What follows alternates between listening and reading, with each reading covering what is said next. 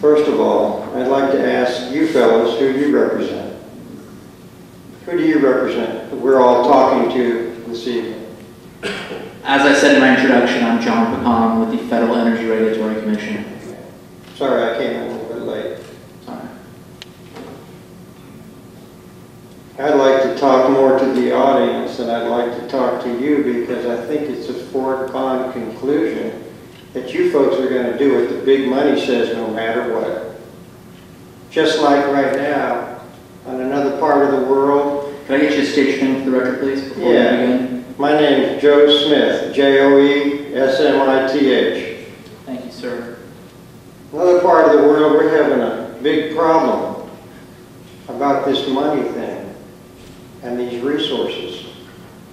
And right now we're maybe going to war in Syria because they got a lot of natural gas and oil over there. And right now across Afghanistan, there's a big old pipe that goes right into Israel that goes right to the water.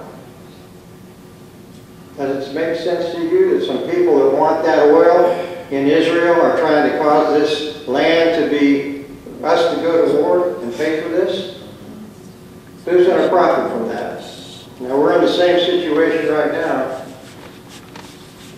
We can use some of that gas that's coming off here, but a lot of it is going to be exported. And you better believe it's a money issue. Most of us don't want to use this in the first place. We don't want it going through our aquifer. We don't want it going across our property. We don't want it here. And the only way we're going to stop it is if we get together and make a big stink about it. Not by asking favors for anybody.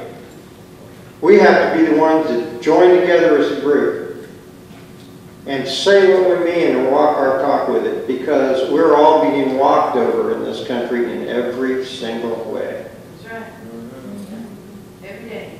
Now, I own land in Gilchrist County, and I own land in Alachua County. And I agree with you all that this is a pristine, unique environment that's found nowhere else in the world. The Itchitucknee River is a good example. I was reading this in this brochure a minute ago that I'd never seen before, something that amazed me and stupefied me. And it's on page 16. What types of facilities are associated with storage? Are there different types of underground storage fields? Guess where they're planning on storing their pressurized product in the meantime until a high volume use is going to come along. I'm going to read it to you.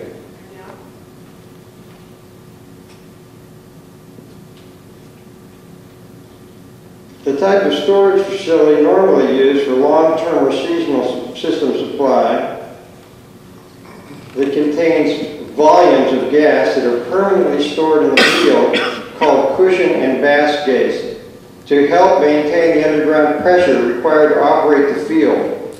Where they're going to store this is in our cenotes, in our cavernous underground water areas.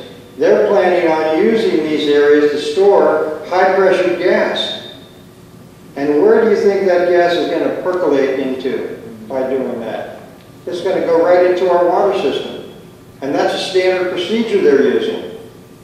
I didn't know that before tonight. It's insanity. And I'm going to harp on one more thing before I walk down from here, and that is that we have an incredible power in the sun that we revolve around every single day.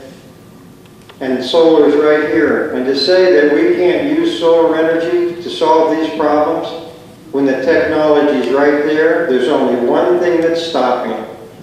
And that's the people in the industry that had a vested interest in selling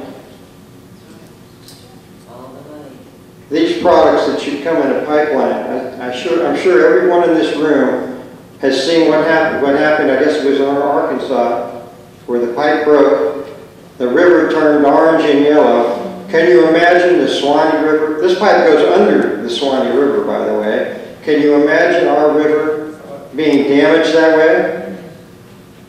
If you can imagine that happening right now, what would you do right now to stop it? Everything in your power. God bless you. That's what I had to say.